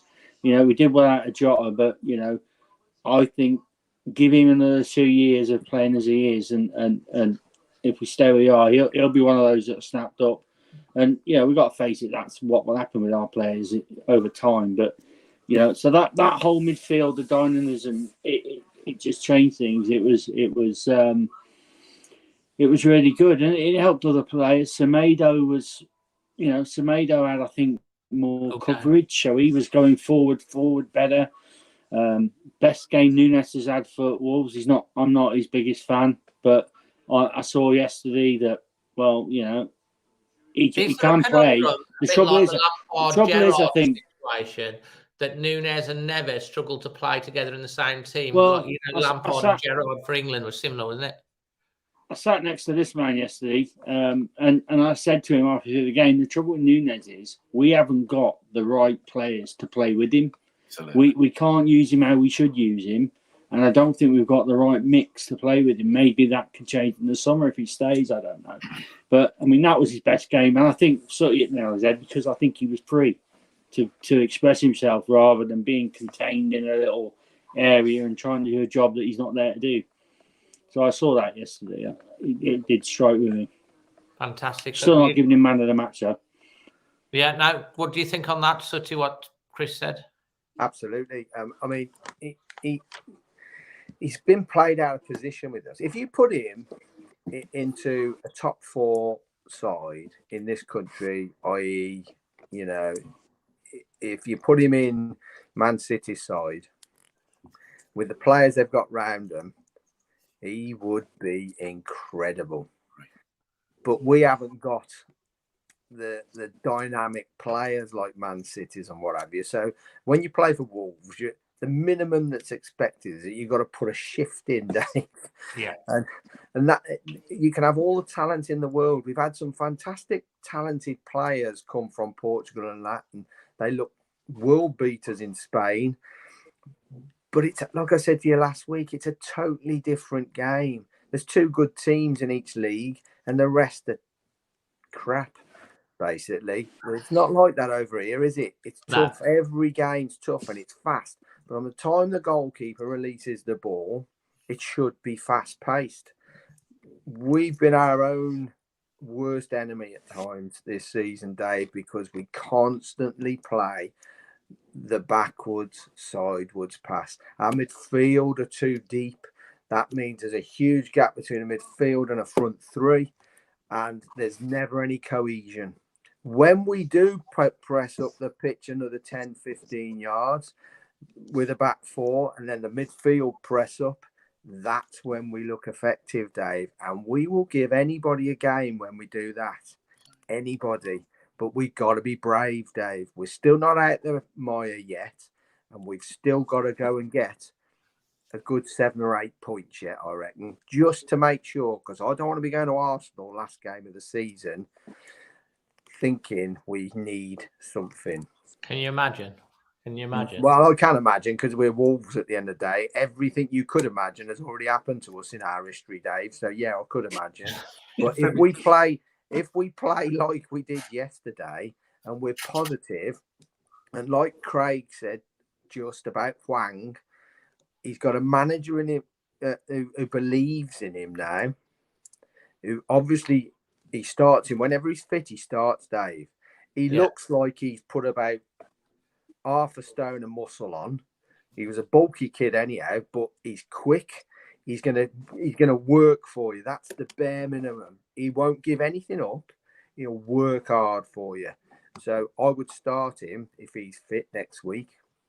But yesterday was just a massive positive for me. I mean, after the game, we all got together. Craig come running across. We're all stood there. I mean, what a difference. What a difference. Just because they've been positive.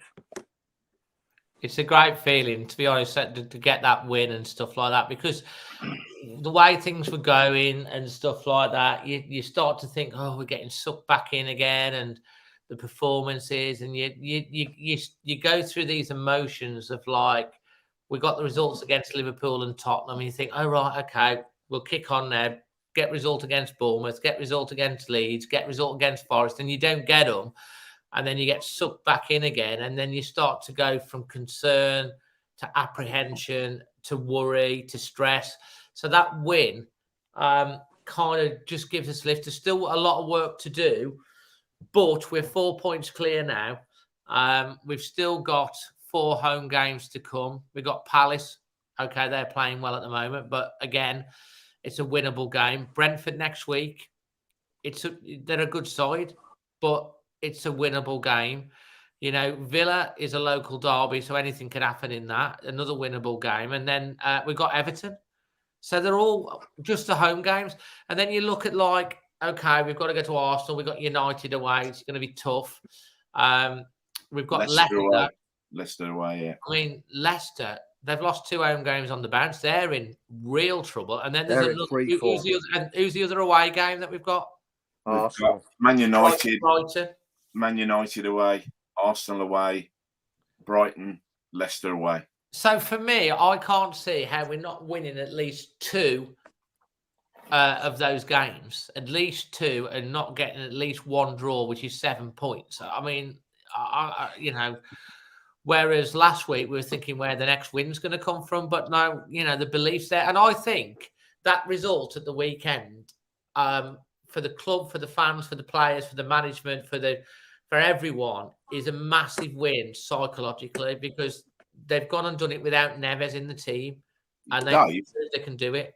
David, for me, it's sort of not just the win. Do you remember? I've got about 10 years ago now when we lost 6-0 to Saints at home. Yeah, and we came off the pitch to a standing ovation. Yeah. What Wolves fans want to see is their team give their all and be positive. If we lose, we lose then. But we've had so much malaise and this pedestrian, continental, foul football that has played more in our own half. Yesterday, it was great to win, but more crucial to me was it was great to see our team play as a team, positive, on the front foot, getting their footing when they lost the ball, making Chelsea players wince at tackles, which is crucial. If an opposing team know that you're going to kick them when you lose the ball, it's psychological. And I thought we were excellent through and through, and then we won, which was a bonus. But the a performance for me yesterday was the thing. It was courageous, young kids, just with so much desire. It was brilliant. Absolutely. I mean, that's what we wanted to see. Dave, can I just quickly say, don't take this the wrong way, but after a game, what I tend to do is I go onto YouTube and I look at the opposition's match day vlog. Oh, that's what happened with me with Leeds, mate. They were looking at it. Yeah, don't think I don't watch yours, because I do, but I always watch the opposition review first.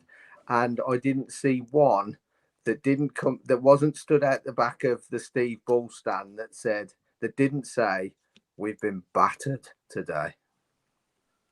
Was that Chelsea Fan TV that you watched? Yeah. No, I saw that. I met the guys actually. After I'd finished with all our stuff and everything, I was walking and I saw them because I do know them, and we had a picture together. Look, that's him. the guy in it. Yeah. But as well, Dave, because they do kind of what we do. Yeah, as well, Dave. We've been talking now, us four, for best part of 25 minutes about the positivity and everything. We ain't even mentioned the world-class goal. Oh, no. No, we haven't. So that's how pleased we are, Dave. I mean, come on. Chris and Craig, were you sitting next to each other? Yeah. Right. Yes. We were right not in that line. Sort of way. What's that? Not in that sort of way. Craig just come because I had a spare ticket. But we don't sit together all. We had sort of point that out. But we were right. We were actually right behind it. We sit in the John Arden, Steve Bull, at that end, right in line with 18-yard box, cracking view. So we saw the ball come over, and it was just bang. I was saying shoot, and he did. He let it rip. It was a hell of a put the laces right through it. Beautiful strike. But the whole place exploded, didn't it, Craig? David, it was an absolutely perfect strike because normally those will go in rows there at the stand, but the timing of it was perfect, and I think very unexpected from Chelsea's point of view, because the goalkeeper wasn't set at all. He just wasn't expecting him to hit it, but not only did he hit it, I mean he just absolutely caught it perfectly, didn't he? And the flight of it straight through the keeper. When you think about it, it didn't go round him; he went through him because he just hit it. I don't think, to be honest, I don't think anyone expected him to do that. It was a shot. I said to Chris, I said, "What a goal! What a goal that was! It was just sensational." I think Kepa dived actually after the ball gone past him. Yeah, he did. Yeah. That's how hard he hit it. It gone past him before. Yeah. I think it took him by surprise as well. Sutty, where were you watching it from? top tier of the North Bank, Dave. Yeah. I've got my lad with me, as you met him yesterday, and I mean, it was. Do you know what was nice? It was nice that it was the spontaneous reaction to actually scoring, where you thought no one can look at this. It was like the old days where you celebrated. There was nothing in the build-up, and you just knew that they wouldn't even check it. It was a goal. Yeah. And my 14-year-old lads jumped up next to me, and he's given it the biggest what an effing goal. He's only 14, and then he's looked at me as if saying, "I'm going to get in trouble." You enjoy yourself, son. It was spectacular, and to be honest, that's the sort of goal that you pay the money to go and see. A moment, and that to be honest, that Nunes goal, a moment, will get replayed for years and years and years to come. You know, it was kind of like that. As I say earlier in the show, that kind of like, wow. I mean, let's just put that goal on again, shall we? Let's just put that goal on again. For those of you that haven't been with us, and this deserves a like on the video. And if you've not subscribed, please subscribe, because we get loads of content like this. But let's just put that goal on. From my seat, you're a lot higher. You're a bit to the you guys are a bit further to the right. But this is it.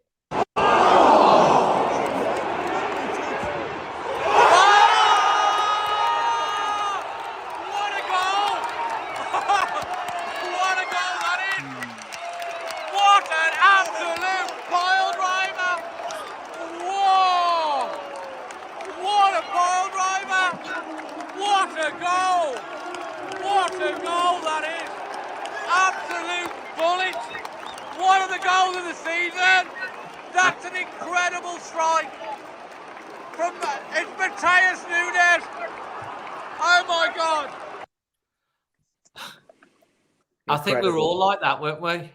And you see the fly to the ball coming across it, caught it beautiful.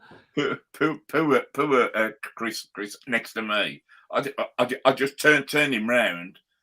6'1" I am, huge bloke, and I just hugged him, and he's get off me. You know? I could watch that back so many times, man. That goal that Neves scored against Derby County the season we won the cup. We were in WV1, Dave. We used to have tickets in there. And the guest speaker that night was Kenny Ibbott. Oh, where my seats were, we had 3 right outside the door where you walked outside WV1, but we very rarely sat in them. We'd stand up on the disabled gantry. Jason Guy will know exactly where I'm on about, because he stands on there as well. Bully stands on there. Everyone stands on there. Anyway, Kenny Ibbott came out. He's seen the seats were empty because we stood up, and he said to his wife, "Them seats are empty there. We'll sit there, like, you know." Anyhow, Neves scores, and about 2 minutes later, he gets up to walk out, and I have my photo took with him. I said, "You're not going, are you?" He said, "I might as well go now," he said, "because it just doesn't get any better than that." And he walked out, and he said, and we've had great seats. And I said, "Yeah, they're my seats." He went, "You're joking." He said, "Have we been sat there while you've had to stand up? Why didn't you say?" I said, "No, you can sit in my seat anytime you want. Anytime you want." But it was brilliant. And that goal yesterday was as good for me because of where we are at the moment, Dave. We've been rock bottom, haven't we? And we need something like that might just be what give the whole place was lifted. It's the best atmosphere I've heard for ages in there. Oh, absolutely. It was beautiful. It was spectacular. It really, really was. Chris, to close the show before we get on to the final bit, which will be the score prediction for Brentford, we'll go round with your everyone's moment of the day, performance rating, and man of the match. We'll go with you first, Chris. Man of the match for me was Joe Gomez. You know, they did that little thing, didn't they, when he joined, where they were putting stickers on things. Well, they need to be sticking them on bins, signposts, bloody lampposts, anything, dustbins in Wolverhampton. Needs to get some more because he's going to be our hero moving forward. Match rating, I think I said 7.5 in the ground, but I think maybe it was more of an 8. I just would like us to have somebody who could put the ball in net a bit more. I think it's not a complete game because we haven't got that person up front, and I think we did. We'd have battered them yesterday. So I think at the moment of the day, I got to spend 90 minutes sat next to Craig and it was have a chat about football with somebody different. That was quite interesting. Even with the 2 bear hugs at goal scoring at full time whistle. But yeah, that's really it for me, I think. That's fantastic. Did you two know each other before? On the blog. On the blog. No, just from the membership group and the coming on here and stuff. So that's nice. That's what it's all about, community, which is really great that you enjoyed that moment together as well, which is lovely. Craig, on to you, mate. Same question. Yeah, I've got 3, and I'm not going to split them. It was the kids at half time, which just made me feel just humble beyond words. They're just as Manny said, you sort of moan about stuff, and then you see kids with sort of one leg playing football on crutches. Yeah, it brings everything home, doesn't it? It just gives you absolutely the right place that you need to be. Manny and his team, I thought again were just sensational, and the goal. So all those 3 made it a really, really top day. Man of the match for me, as I said, was our left back. Totti was just outstanding. He was just brilliant, and a 9 out of 10 because everybody put that shift in, put their foot in where it hurt, and played like a Wolves team should play. It's a black country, for crying out loud. We're hard people, and we expect a shift. End of story. Fantastic, mate. Fantastic. Sutty? João Gomez, for me, I believe this kid could become the new Kante. That's how highly I rate him. I think he is that good. And as Chris said, if he carries on playing like this, because don't forget what he did at Southampton as well when he was given a decent run. He won us a game. We'll struggle to keep him, but that's a nice problem to have at the end of the day, isn't it? Moment of the day. Well, watching the kids at half time, and there was one particular kid who was applauding everything when he got the ball and he was geeing the crowd up, and then there was the kid on the crutches. Incredible. And then there's always the thing for me, Dave, of going to football with your son. I think it's a real, I don't think anything can match going to a dad and a lad going to football. So having my lad there is special for me. And I'm going to give him a 9, Dave. I thought they were that good. And if we'd have had... It's just gone bloody hell in the background. If we'd have had an on-song 3 years ago, Raul Jimenez, we'd have stuffed 3 or 4 up there, David. I think you're right. I think you're absolutely right. So, guys, before we just go on to the final question, I think most of you have figured out the secret word, but if you want to bang it in the chat now, I think a few of you have got it. We've been slotting in imaginative ways as always. We're going to go round the guys just to ask for your score prediction for Brentford before we finish up. Chris? I said yesterday it'd be a 2-1. I was wrong. It was a goal, but I thought we might score a couple more. I'll go for 2-1 again. 2-1. Craig? And me, 2-1. 2-1. And Sutty? 3-1, Dave. 3-1. I'm loving it. I know Chaotic Ranger definitely got it. It's with the lamppost. It was lamppost because I was trying to think of it. Frank and Merv got it. It was in reference to Frank Lampard or Frank Lamppost. That's why we picked Lamppost for this week. So well done for getting it, and well done to all the guys for getting it in. A big thank you to all of the guests tonight. It's been absolutely fantastic. We've had a debut from Kate, which was wonderful. We've had obviously all the guys at the start. Big thank you for the manager from Bilston Town who came on tonight. As I say, tomorrow, Bank Holiday Monday, whatever the weather, we're going to get down there with magic. And Dave, yeah. can I quickly say that they're playing tomorrow, Bilston Town. They are playing my hometown club, Droitwich Spa. That's right.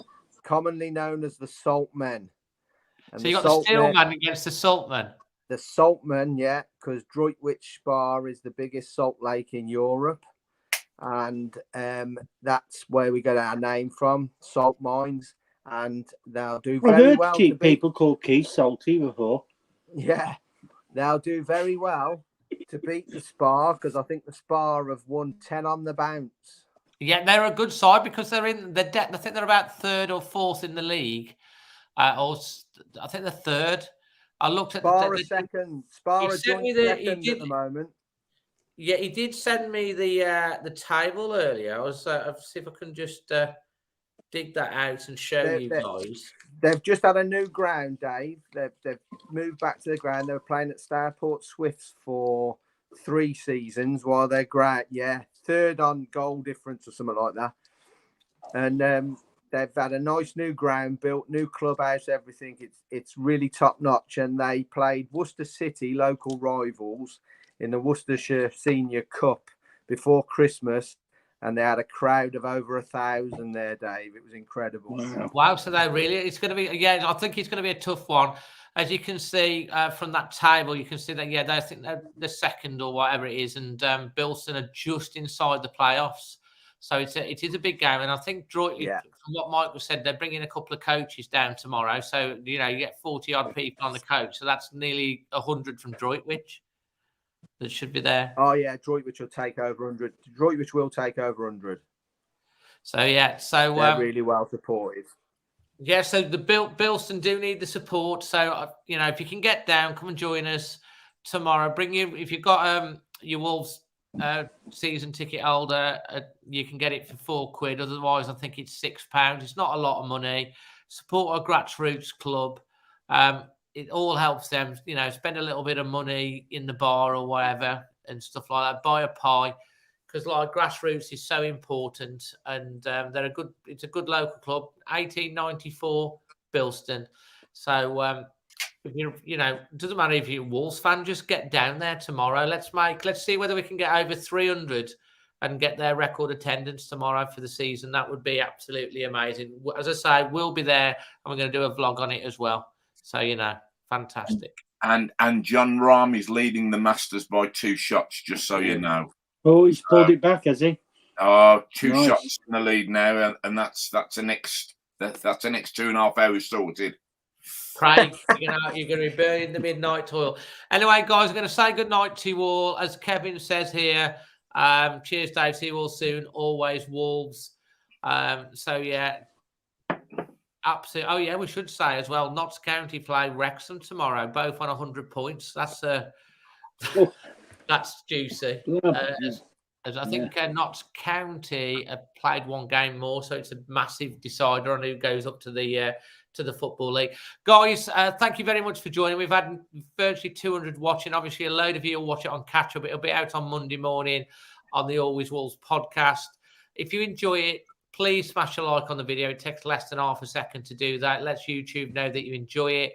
If you're brand new, please consider subscribing, because we work hard to put loads of content on here for you. And if you are subscribed, it means you can also contribute in the live chat as well. From all of us tonight, we're just literally 60 seconds short of 2 hours. So it's been a fantastic show. It's been a show full of happiness, full of joy, full of positivity, and reminiscing on that amazing win and that wonderful goal from yesterday. Until the next one, which is Brentford, let's hope that we can milk the honey from the bees next week, and we've got another another show full of, and we're all buzzing after the after the game next week. God, I'm full of puns. Until then, from all of us, always Wolves. Always Wolves. Dear boys. Cheers, Chris.